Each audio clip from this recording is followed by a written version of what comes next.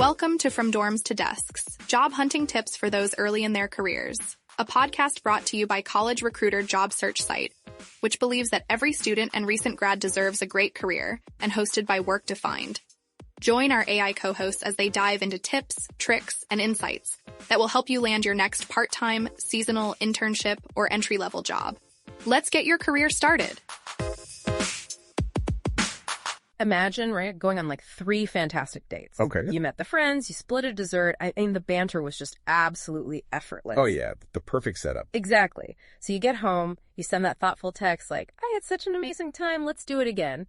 And then complete silence. Oof. Brutal. Just nothing. Nothing. Like 3 weeks go by, you finally drive past their apartment building, and there's a for sale sign in the yard, and they've actually changed their phone number. Wow. Okay, that is a very dramatic ghosting.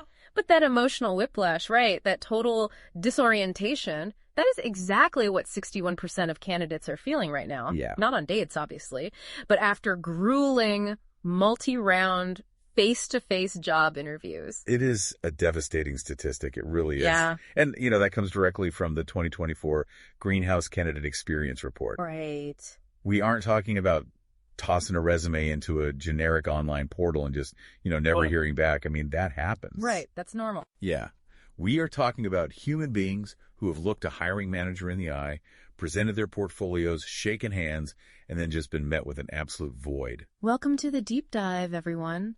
Today, we are shining a massive spotlight into the dark, kind of silent abyss of employer ghosting. Yes, we are. If you have ever poured your soul into a third-round interview only to hear crickets, you are in the right place. We are going to unpack not just why companies do this, but the actual mechanical cheat codes for taking your power back. And we are grounding this entire conversation today in a core philosophy from College Recruiter. Love them. Yeah, they're deeply entrenched in the early career employment space. I mean, they actually produce the High Volume Hiring podcast and the Inside Job Boards podcast. Oh, nice. Right. And their driving mission is this belief that every student and recent graduate deserves a great career and employers should be able to hire them easily. Which makes that 61% ghosting statistic so jarring, right? Totally backward. It's the exact opposite of hiring easily. The system is just broken. So our mission today is to dissect this incredible article from College Recruiter that lays out 6 tactical, highly practical steps for dealing with this silent treatment. Absolutely. We're going to teach you how to stop treating a maybe like a yes. But before we hand out the armor, I kind of want to look at the monster under the bed. Okay, let's do it. Because when you are 22 years old, graduating into a chaotic economy, every unanswered email feels like a rejection of your fundamental worth. Oh, 100%. It's so heavy. We take it so personally. So is there a chance the reality behind the silence is actually just, I don't know, boring corporate bureaucracy? Honestly, it's almost always boring corporate bureaucracy. Really? Yeah. I mean, the biggest misconception candidates have is that there's a boardroom of executives sitting around maliciously laughing at their resume. Like movie villains. Exactly. But the reality, according to experts like Alex Kovalenko, he's a lead IT recruiter, and Justin Belmont, the founder of Pros, is something we can call the underwater recruiter. The underwater recruiter? Okay, I'm picturing someone in a cubicle just buried under a literal mountain of paper resumes. But, it's all digital now. Right. So what does underwater actually look like in a modern HR department? Well, it looks like catastrophic software and volume overload. Huh. We have to look at how applicant tracking systems, or ATS, interact with modern job boards. Because of features like easy apply on platforms like LinkedIn. Oh, where you just click the button and it sends everything. Exactly.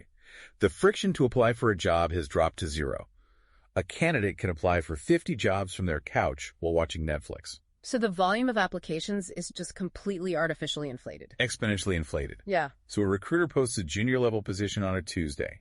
By Thursday morning, their ATS has processed 4,000 applications. 4,000? That's insane. And that recruiter isn't just hiring for that one role. They're managing 30 different open requisitions across 5 different departments. Oh my gosh. They are physically incapable of reading the resumes, let alone crafting personalized follow-ups for the 300 people they did initial phone screens with. Okay, well, that makes sense for the top of the funnel. If I just click easy apply and don't hear back, I get it. I'm one of 4,000. Totally. But we are talking about ghosting after an interview. Once I've made it to the final 3 candidates, the easy apply volume shouldn't matter anymore, right? Why am I getting ghosted then? That is where the internal mechanics of the company get really messy. Okay. Usually post-interview ghosting happens because of sudden, uncommunicated priority shifts. Like a vice president decides on a Thursday afternoon that they're going to pivot the department's strategy, which means they suddenly need a data analyst instead of a marketing coordinator. So the marketing role you just interviewed for is instantly frozen. Instantly. But wait, if the role is frozen, why not just tell me? It takes 30 seconds for the recruiter to send a mass email saying, due to internal restructuring, we are pausing this search. Right, you'd think so. Why choose absolute silence? The article suggests they just don't want to deliver bad news.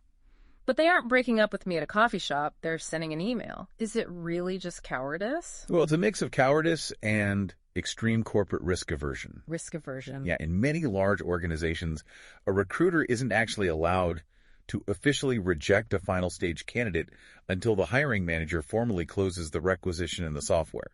Oh, it's a software permissions thing? Partly, but the hiring manager doesn't want to close it because they are fighting with the VP to get the budget back. Oh, wow. So the role sits in this state of administrative purgatory. The recruiter can't say no, but they don't have a yes. So they just choose the path of least resistance, which is silence. Wow. That is infuriating, but oddly comforting. Right. It truly has nothing to do with my interview performance. I'm just collateral damage in a turf war between a VP and a hiring manager. But the article also points out some darker tactics, right? It's not all just innocent disorganization. Like Alex Kovalenko brings up this backup candidate scenario. Yeah. This is where the practice crosses the line from disorganized to flat-out disrespectful. Companies will frequently keep their second and third choice candidates in a silent holding pattern while they aggressively negotiate with their first choice. They are keeping me on layaway. Layaway, yes. They don't want to reject me because if their top pick demands too much money and walks away, they want to be able to seamlessly call me on a Tuesday and say, hey, we loved you, here's an offer. Right, and they rely entirely on the candidate's desperation to make that work. That's so gross. It is. But the most controversial insight Kovalenko shares, and this is something every early career professional needs to be aware of, is the practice of harvesting resumes. Okay, I read this and I couldn't believe it. Companies will post highly attractive job descriptions, conduct actual interviews, and project aggressive growth with absolutely zero intention of hiring anyone. This blows my mind. Why would a company spend their own employees' time conducting interviews if there is no job? 2 reasons. What? First, talent mapping. What's that? They want to know what the talent pool looks like for next year, and they want to see what competitors are paying people right now. Wow. Free market research. Exactly. Second, and honestly more cynically, it's about optics. If a startup or a mid-cap company wants to look healthy to investors, having 20 open job postings signals aggressive growth. It's a facade. It's completely a facade. Yeah. They use your time and your interview preparation as free set dressing for their corporate theater. That is wild. You spend 10 hours researching the company, tailoring a presentation, stressing over the Zoom lighting, and the finish line was just painted on a brick wall. Painted on a brick wall, yeah. But honestly, knowing this is incredibly empowering. How so? Because if the job never existed, my failure to get it is a mathematical certainty, not a reflection of my talent. Oh, that's a great point. Which is why the psychological toll of this ghosting epidemic is so concerning. We really have to look at the macro level impact this has on the workforce. Right. Ryan Woodward, who is the CEO of the National Technical Institute and sits on the Nevada Governor's Workforce Development Board, he has been monitoring this. He sees this constant ghosting actively destroying workforce confidence. Destroying it how? Like people just giving up on applying? Worse, people disengaging from entire industries. Wow. Woodward highlights a very specific heartbreak. Imagine a student who takes on debt and spends 6 intense months in an accelerated trade program. Okay. They are betting everything on this new path. They graduate, they get an interview, they crush it, and the manager gives them a verbal offer. And then a wall of silence. Ugh.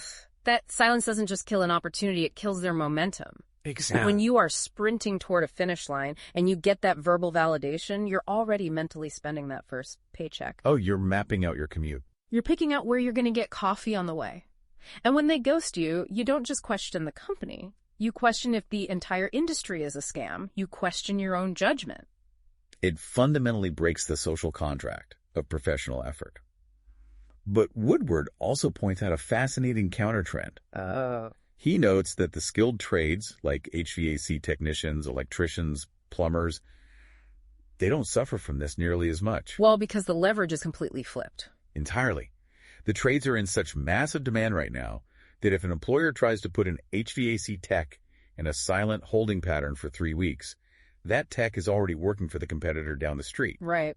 The employers who play communication games in the trades bleed talent instantly. So the trades have the ultimate cheat code, leverage. Yep.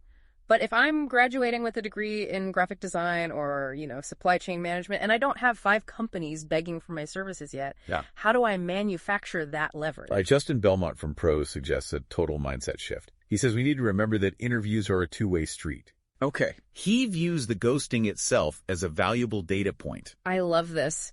It's like the company thinks they're sitting behind a two-way mirror, secretly observing you, taking notes on your posture and your answers. Right. But they are so disorganized, they left the intercom microphone switched on. Oh, that's a perfect analogy. Their silence and their chaotic process are piping right into your room.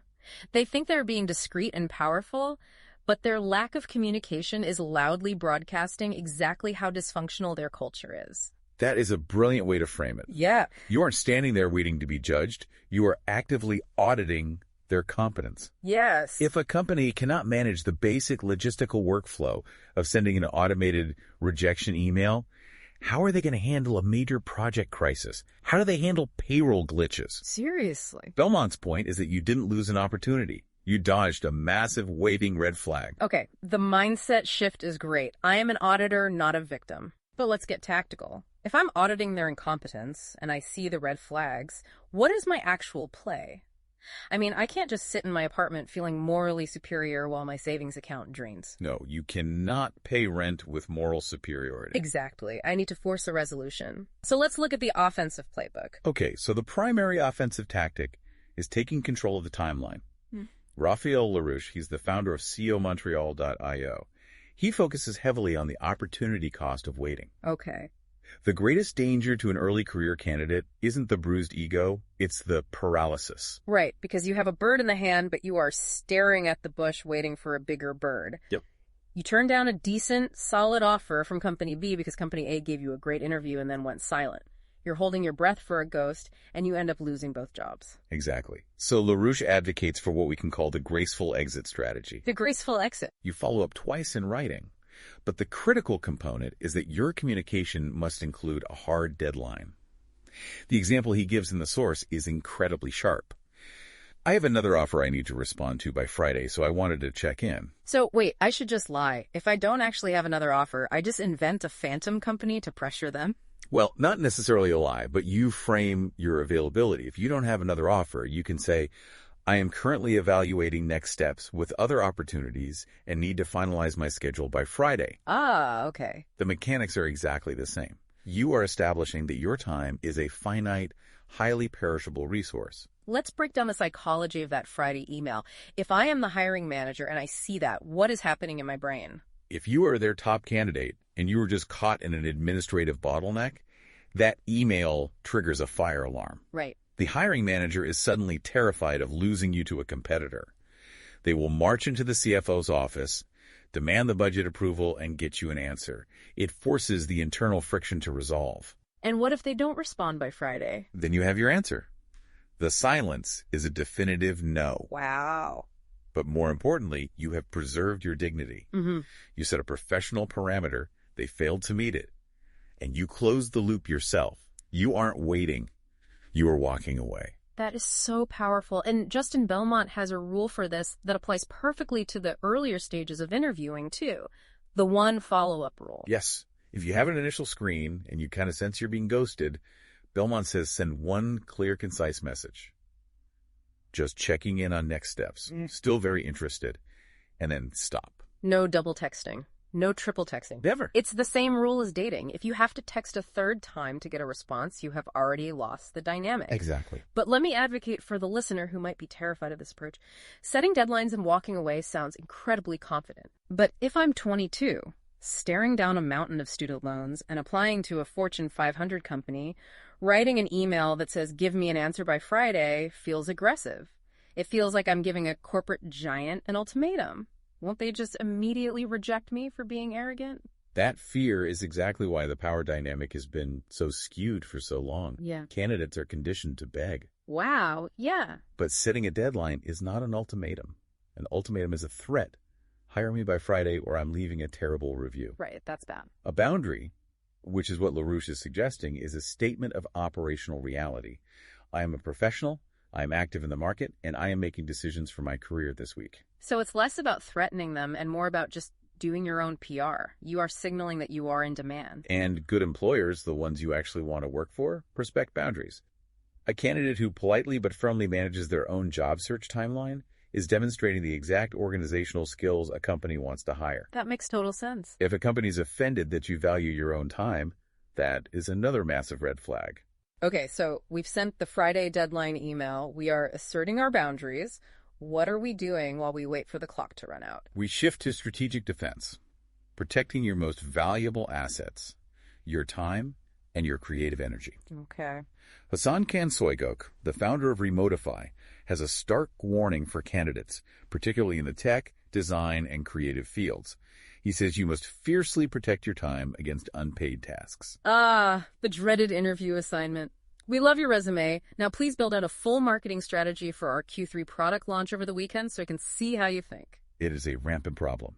Companies use the prolonged, ghosting-prone interview process to extract free labor. Unbelievable. Soygok warns that completing unpaid assignments without clear scope, without boundaries, and without guaranteed next steps is a trap.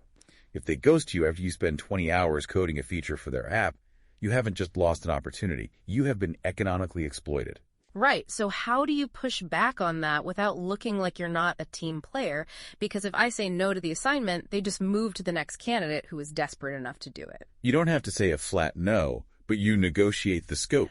Oh. You say, I would be thrilled to demonstrate my strategic thinking.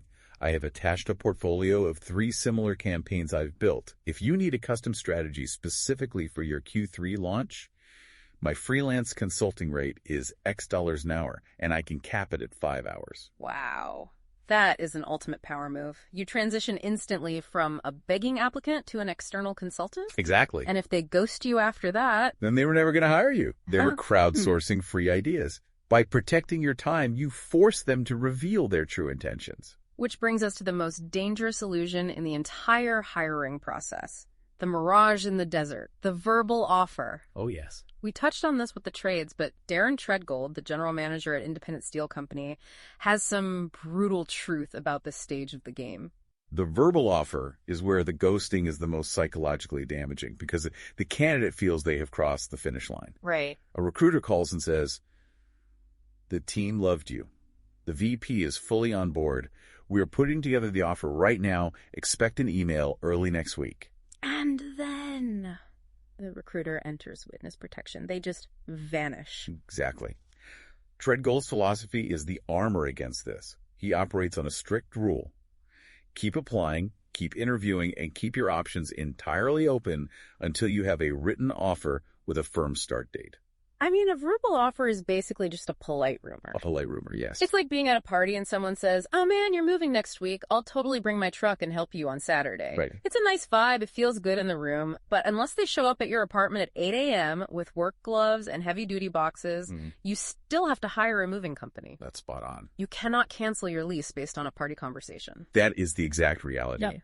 A verbal offer has 0 legal standing and, more importantly, 0 internal momentum. Right. Treadgold points out how serious employers actually operate.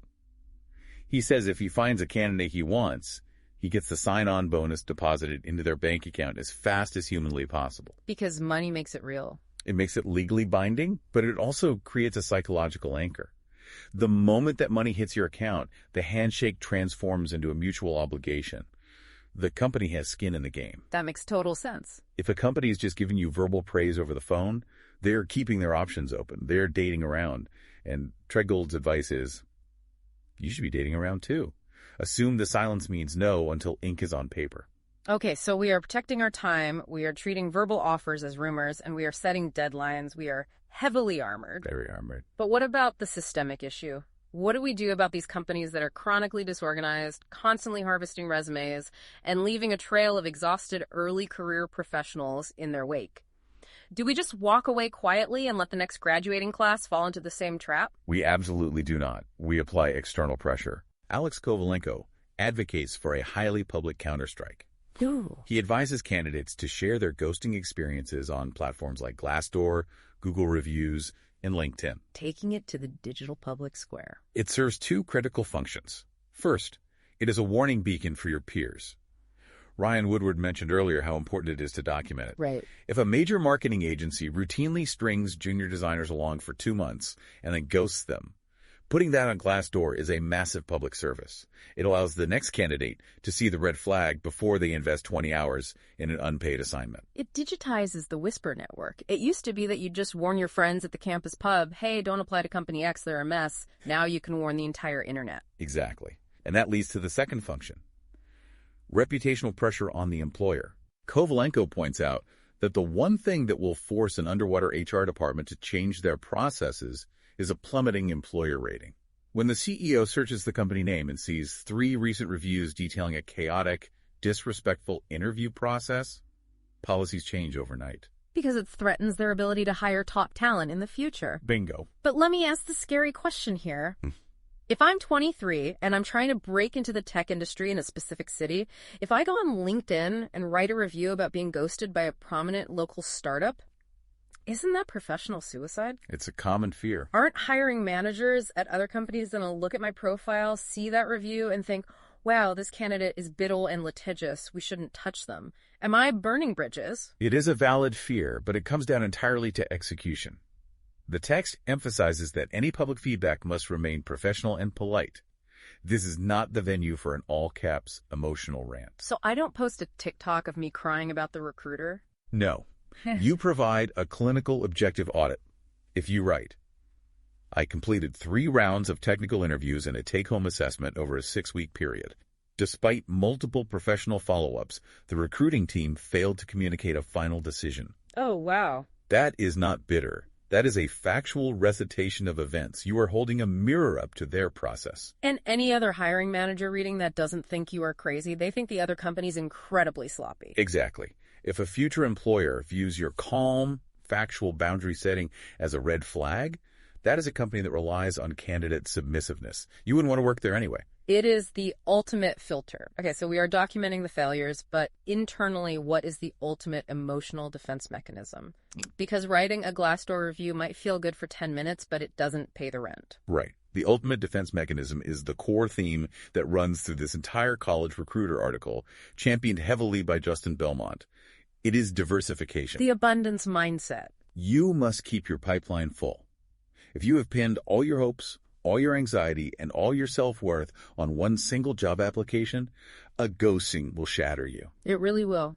But if you are actively managing 5 applications, taking 3 first-round phone screens, and networking on the side, one company dropping the ball is just a minor logistical annoyance. It's not a tragedy. Right. Diversification strips the emotional power away from any single unresponsive employer. That is so true. When you have options, you have power. You don't care if the recruiter is underwater because you are swimming in another lane. Swimming in another lane, exactly. This has been a massive paradigm shift. I feel like we started this deep dive looking at a demographic that felt victimized, and we are leaving with a tactical, heavily armed workforce. Let's recap this toolkit for the listener. It is a 6-part framework to reclaim your agency in the job hunt. Okay, hit me. Number 1, diversify relentlessly. Keep the pipeline full so no single company holds your self-esteem hostage. Number 2, value yourself. Remember that an interview is a 2-way street, and their silence is a broadcast of their internal chaos. Love that. Number 3, send 1 professional follow-up and then stop. Do not chase ghosts. Number 4, set clear written deadlines to force a resolution and provide yourself a graceful exit. Friday at 5. Exactly. Number 5, protect your time against unpaid, scope-creeping interview assignments. And number 6, treat verbal offers as polite rumors until the written contract and the start date are locked in. It is the ultimate survival guide, and we really want to hammer home that foundational belief from College Recruiter one more time. Yeah. You listening to this right now, you deserve a great career. Your education, your skills, your potential, they are valuable commodities. If a company is too paralyzed by internal boardroom politics or broken software to recognize that, it does not diminish your worth by a single fraction. Their inability to communicate is their failure, not yours. So true. And as we close out this deep dive, I want to leave you with a macro-level thought to explore. We've established that the power dynamics have historically favored the corporation. Right. But look at the trends we discussed today. Candidates are loudly digitizing the whisper networks. They were leaving objective reviews. The trades have already proven that high-demand talent holds the leverage. Oh, for sure. So the question is, as Gen Z and early career millennials begin to demand communication transparency as a baseline requirement, are we witnessing the permanent collapse of traditional corporate hiring power? Wow. In a world where every ghosting incident is publicly documented, could a company's basic communication etiquette become the ultimate deciding factor for securing top talent, rendering these arrogant, unresponsive employers completely obsolete in the next decade? I think we are already seeing the cracks in the dam. Yeah. The employers who treat candidates like humans are going to scoop up all the talent, and the ghosts are going to be left haunting empty offices. Keep your pipelines full, keep your standards high, and remember to always audit the room. We will catch you on the next deep dive. This has been From Dorms to Desks, job hunting tips for those early in their careers. A podcast brought to you by College Recruiter job search site, which believes that every student and recent grad deserves a great career. Each episode, we dive into tips, tricks, and insights that will help you land your next part-time, seasonal, internship, or entry-level job.